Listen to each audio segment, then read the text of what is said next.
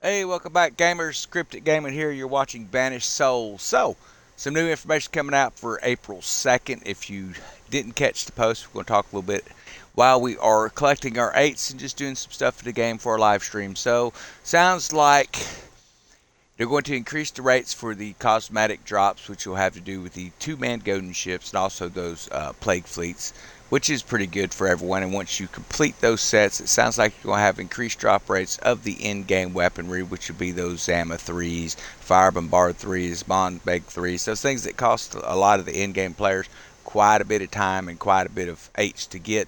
Well, those are going to be dropping more frequently now through the boss missions. So that's going to help our newer players get caught up. Now, I'm sure within every gaming community, when you start seeing stuff like that, there's going to be some questions. There's going to be some buckbacks. Well, I had to earn these things, you know. Well, one of the things you need to understand is typically right before they release new weapons, it's going to be a higher tier. You're going to see MMO games, these RPG style games, live service games. They're going to make it more available for other people to get the weapons that you currently have right before they release the harder grind weapons. So something to think about. So I think we're definitely going to have plenty of 8s and sovereigns to be able to do that for the mid-season. I don't see any issues. So I was asked why I don't use the blue Spectre flame. Do I not have it? Well, I would say we've got blue Spectre out the wazoo right now. But we'll try it just so we can show people. I don't particularly care much for it. The reason why is not really anything to do with the weapon itself other than the fact that it doesn't have a lot of range. It doesn't do as much damage as a Zama, but we'll throw it on here anyway for our PvE segment here. Of course, we need to make sure we carry munitions for that, and it is fueled by these fire barrels. How much should you be bringing with you? You know, that's going to depend on how much you use this weapon. I'm going to say maybe 1,200 is what I'm going to throw in here. It may not be enough. It may be enough. It may be more than enough. It's kind of hard to say. We'll move this stuff to the warehouse. Clear out as much room as we can because carrying more munitions does tend to overburden the ship if you're not careful.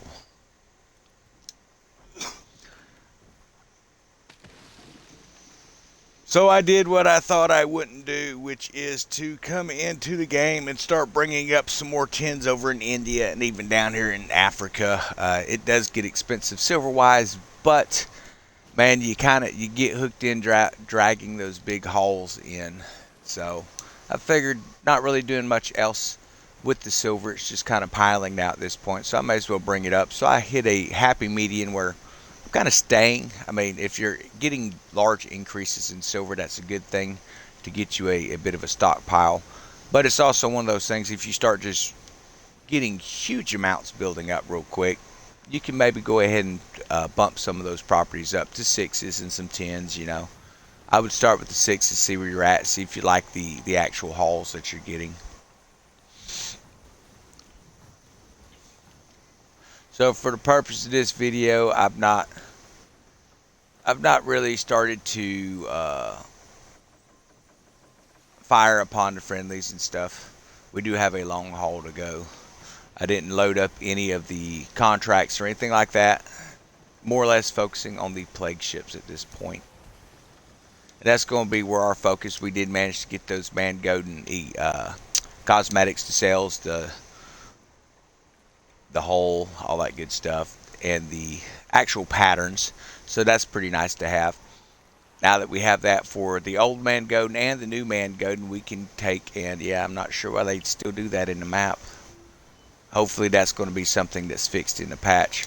I mean, it's nice to see new weapons and stuff, but there's something going on with this map the last couple of seasons since that 1.3 update.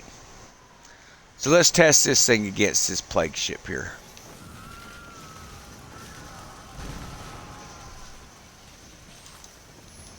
I think we could have had more damage out of a Zama.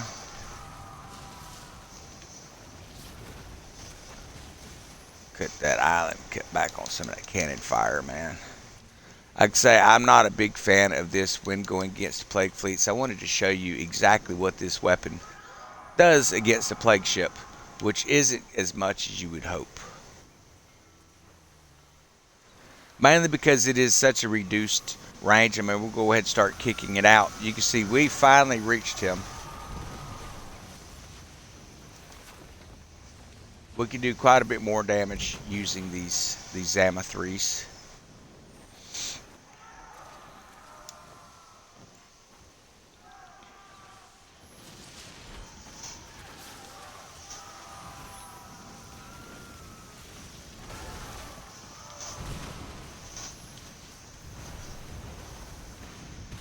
But that's why I don't use this particular weapon in PvE or PvP.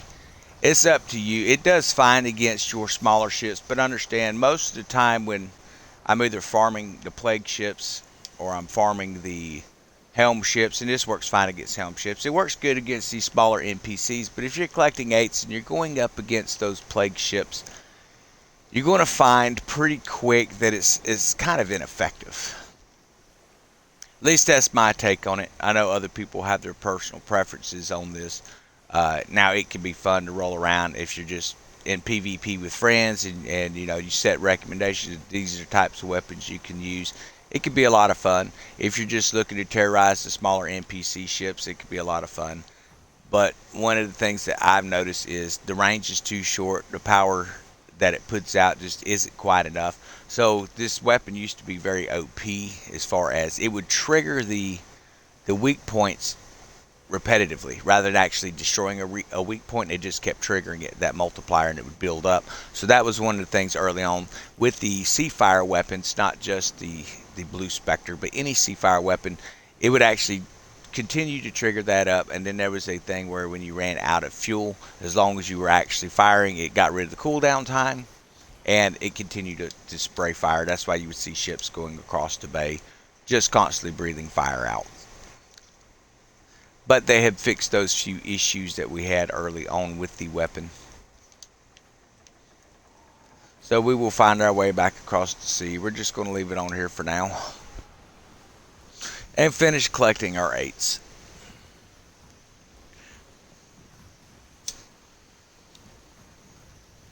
So for those who have been hung up on that Midnight Missive mission over there, it sounds like there's actually a fix coming in that's supposed to make the boss actually spawn, and it's also supposed to help complete the mission when he's sunk.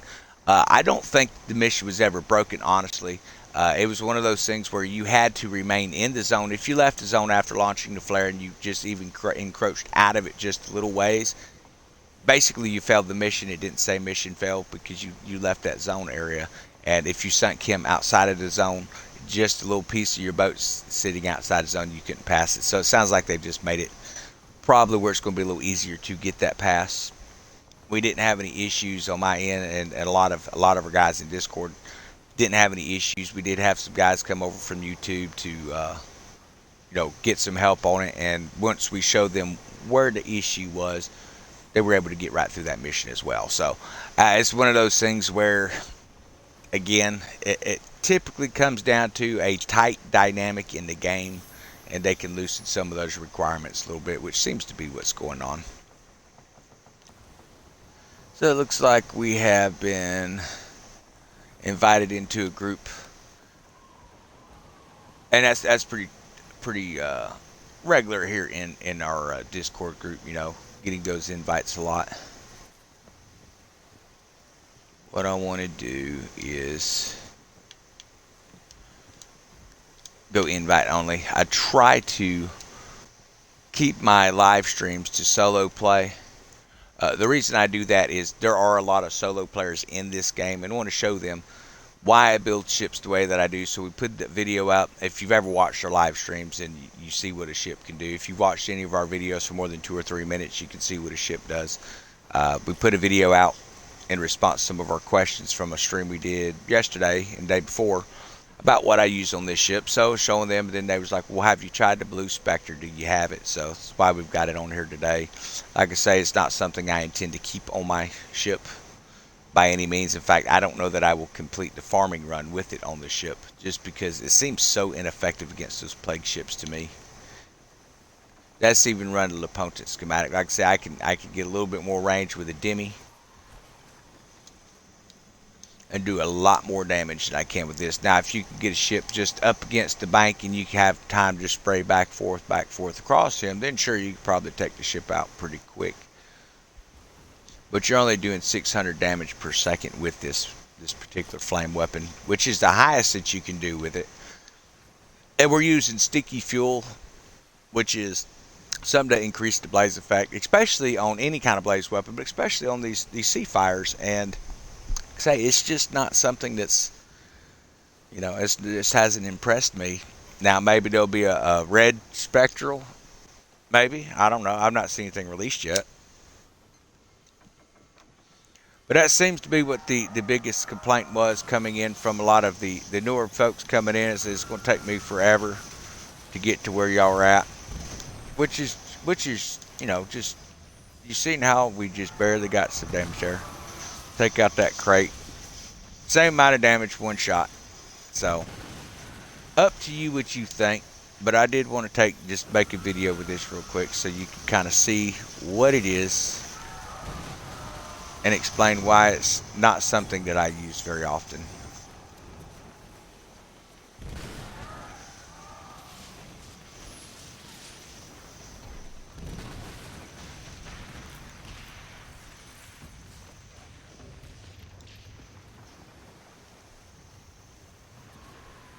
In fact, I think you take more damage using it because you can't, we'll try it, but you can't shoot and brace at the same time, unfortunately.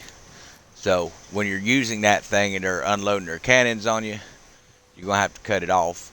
And it really requires a sustained blast for it to be effective.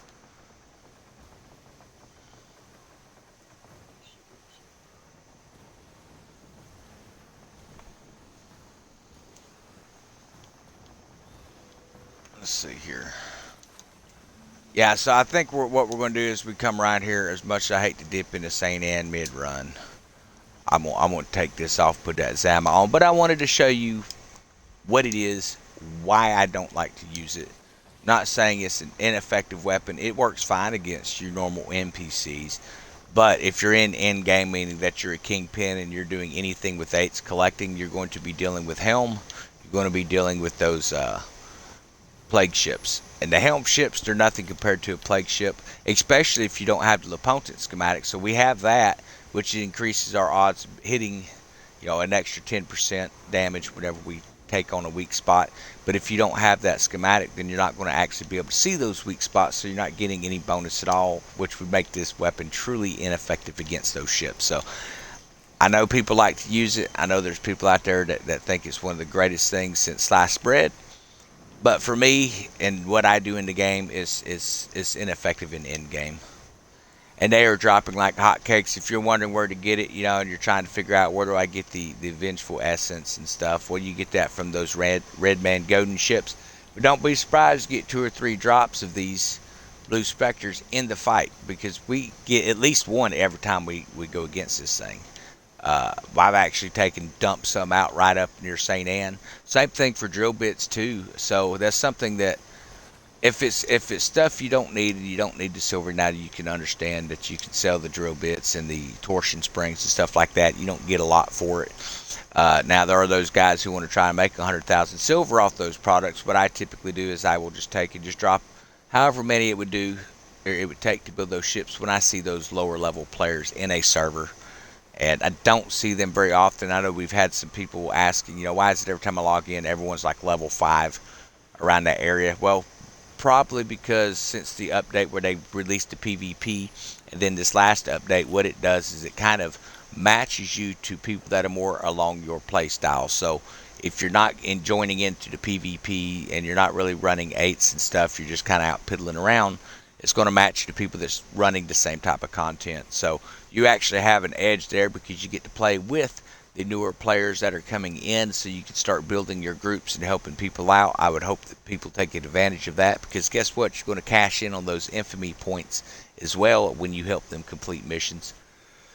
I think it's going to be a mad dash here before too long, trying to get certain types of weapons again. You remember how it was when we first hit end game and we started realizing the 8s and the sovereigns, and everyone started really trying to grind out the sovereigns by increasing their 8s. I think we're going to be seeing some more of that here in the following weeks. I hope so anyway. I know that there are so many rumors out there. There's a lot of gaming channels that are just posting rumors up, what they would like to see, and they kind of post it up like, oh, well, what sounds like what we're going to get is this. And then it comes and it doesn't happen. So one of the things that I do, any information that you're going to see on here is going to be verified by Ubisoft. Now, the timing may be off on some things like we've discussed in the past for the roadmap. Some of that in-game content, such as the PvP flag, which should have been Season 2, actually came out this season. So why did they do that? Well, Ubisoft has realized that live service games, you can't necessarily go by a schedule of this is when this is releasing into the game. You have to kind of look and see what the demand for content is in a game. And right now the demand is very high for more missions, more weapons, more, shielding, more armor, anything we can come up with to give us an edge in the PvP arena. Right now everyone's pretty much even. There's only so many ways you can build a ship. I still see a lot of people coming into PvP with this or with the Seafire 3s. The problem with these weapons is most of the armor you're going to get, the Black Prince, even the Golden Royal armor that you get, I forget the actual name of it, but you get those from the world events. Then the Ouroboros and your Ward series, which would be Wrathful, and the Wailing Ward's armors, they have such a high resistance to fire anyway. It's, to me, doesn't make a lot of sense of why people would want to focus in on fire weapons as far as a flamethrower. Now, when you start talking demi cannons and stuff like that, you're getting solid punches. You're able to bring in those blaze effects. So, of course, we have this plague ship coming here. Way more damage from the demi.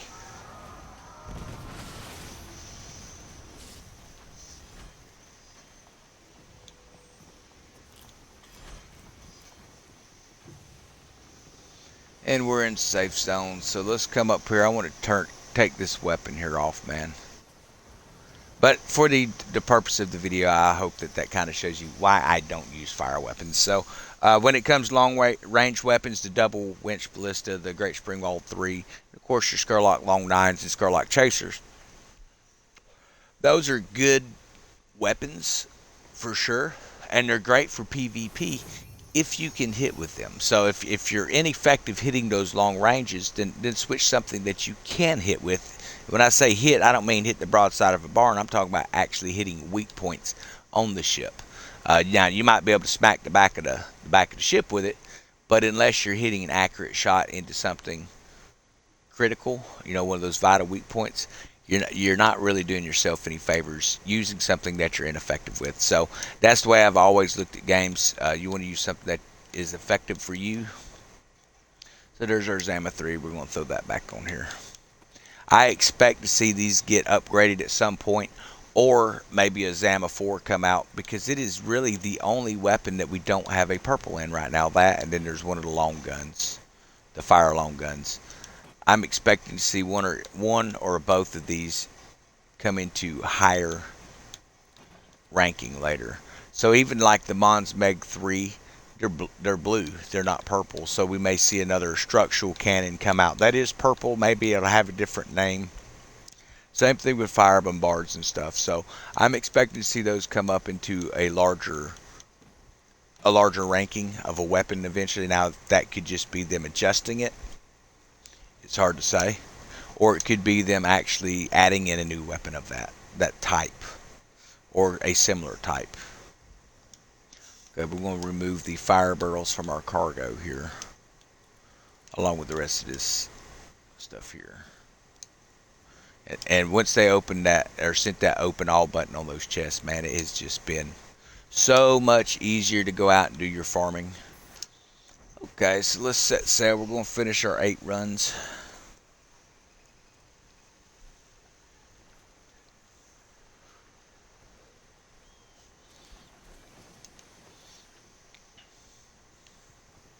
It's getting competitive up in the, once you start reaching above 1,000 in the leaderboard, man.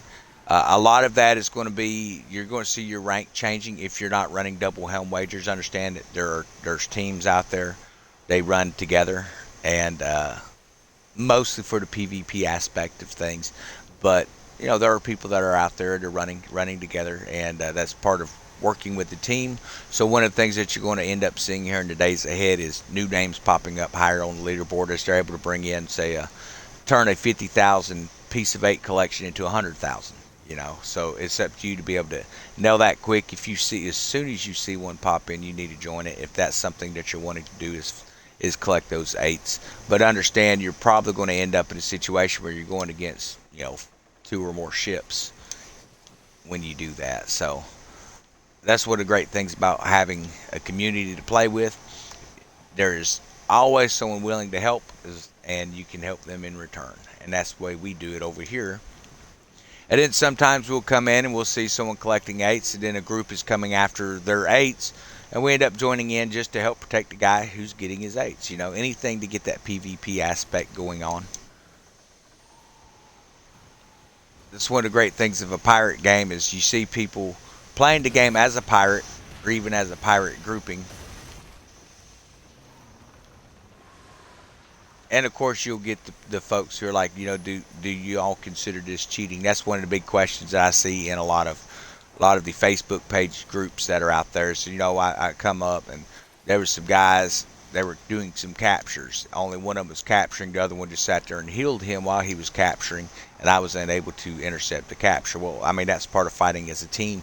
That's why they have co-op in here. That's why they allow you to build teams in the game as well, and to bring friends into server, so you can do those options. Understand when it comes down to, no one's going to just roll out of the area and say, okay, well, you can have it.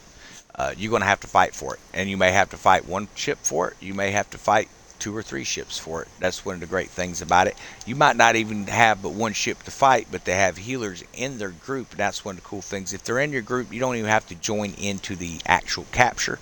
You can sit outside the capture area and you can heal your group member that's in there. And I've done that myself to help new players coming into Kingpin Helm, to help them get at least 5 of their territories. We'll show them that these are the best 5. If you're wondering what that is, check out our videos, guys. Look through all the videos that we have. There's a lot of information out there when it comes to your Kingpin rank and the end-game stuff. What is the most effective way to spend your 8s? What is the most effective upgrades to do early on into it? Obviously, you want to upgrade everything before it's all said and done. But we do have a lot of new people coming in, and it can be confusing. And you can make mistakes and end up upgrading the wrong territories. It's not going to give you the most. Now, you may be thinking, well, how do you upgrade a wrong territory?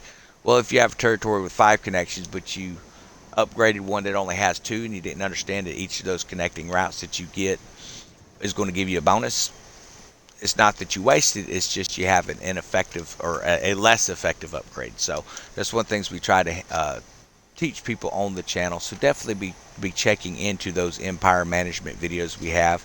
They start all the way from just starting off to how to collect, how to capture your zones. Now, you don't really have to fight for them anymore. When we first hit Kingpin, we were all fighting for territories and capture. But now they have something called Legendary Heist that pops. Man, it seems like it comes up about every 15 minutes. And if you don't have a lot of territories, if you have a lot of territories, if it's a territory you already own, sometimes it'll let you fight it. Sometimes it doesn't even notify you on it. So it sounds like if you do end up taking the same territory again, you will actually earn 300 pieces of 8 in that capture again. So that's something to think about. Give you a little edge there. But they're going to have where pieces of 8 start to drop out of those golden mystery chests. And we're not talking about the ones that you buy at the islands. We're talking about the content, because people have ground out most of the content from that stuff. There's still some people looking for sales, so I know there's a lot of guys looking for the new Roadman Godin equipment that you can get for your ship, the cosmetics and stuff like that. So it sounds like the drops are going to be increased on that for those who are still hunting those. And once you complete those sets, you're going to be able to have increased drops for weapons and in-game type of materials such as the 8s.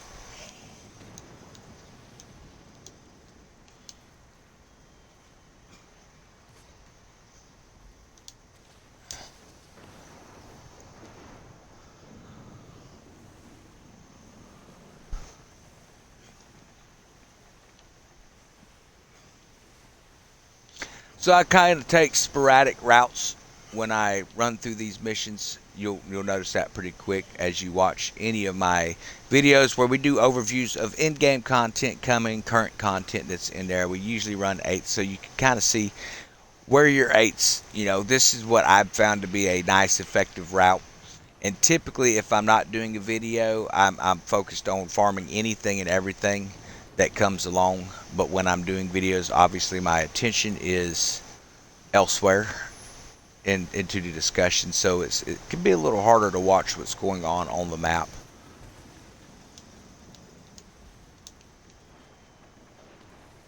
That was a nice full one. We must have missed that one yesterday. It's always a good thing to see those big haul numbers come in. Now we're going to cut over here. I bumped a bunch of these up to 5s, a couple of 10s this morning. I don't think I'm going to take them much over 5. I might go to 6 just so we can get that higher product standing to get those extra few 8s. Haven't decided yet.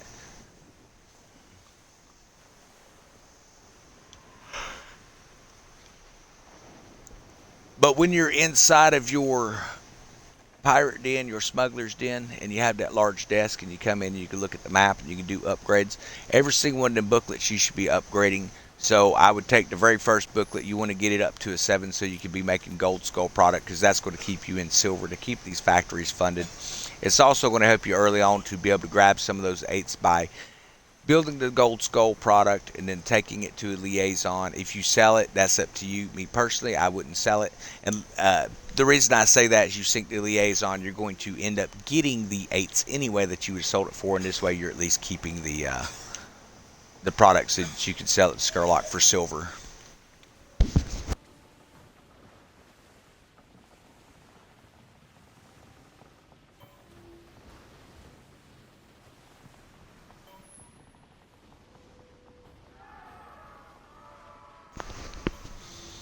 Okay, so here comes the plague ship. Now with these guys, I like to turn directly into them. I don't deal around with them chasing me and all that kind of stuff. I'll come up and I'll dust all their weak spots as quickly as possible. You'll end up seeing that they will end up running from you if you do enough damage. But take them on out.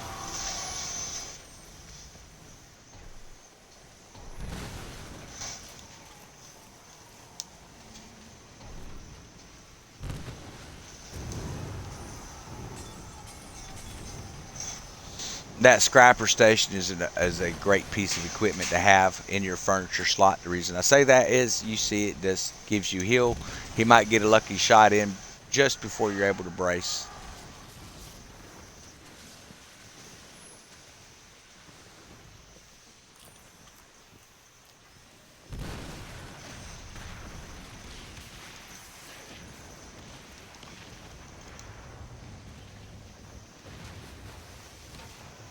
Now you can carry heads, maybe it's gotten where you just feel like you're getting bored with the grind. And that seems to be what a lot of people are saying. Well, there's so many ways you can add extra enemies into this game, man. Carrying those plague captain heads, you can do that. You can also take and load up those registry marks that's going to give you more helm ships. Typically, it almost eliminates all the plague ships you're going to deal with. We could have done that. I wasn't thinking when I left port this morning, but those are some great options, and it's going to give you some resources while you're farming. Typically, the reason I don't bother doing that here when I do videos and stuff is just about every day.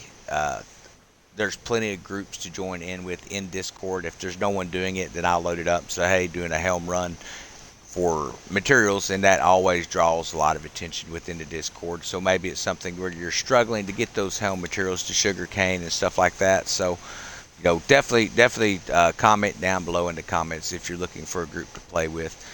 Great group of guys. And also check out our affiliate links. So we do have a few streamers in the group that are trying to put out some information on ship builds that they like. Understand there's more than one way to build. Maybe you look at ships that I'm building and say, I like most of it, but I would love to see a different type of a cannon on there, something with a longer range on the bow or even on the aft of the ship. Well, we've got guys that are building those types of weapons. It would be it would be sad for me to try to do that and then put this on here and then sit out here and miss every single shot, not being able to make an effective video, because I usually use mid to short range weapons. I could practice up with those long range weapons. They definitely have their place on the battlefield. I would never say that they don't. But for me, I don't really enjoy using them. It's not something I really play around with much to get proficient at it. So if that's something that's more up your alley there, man, definitely check out. You should be able to find that link in our recommended channels. There on our homepage there, it'll have YYC Deadpool, which is addicted to gaming. You definitely want to check out his stuff for those long range weapons, man. He does a fantastic job with those.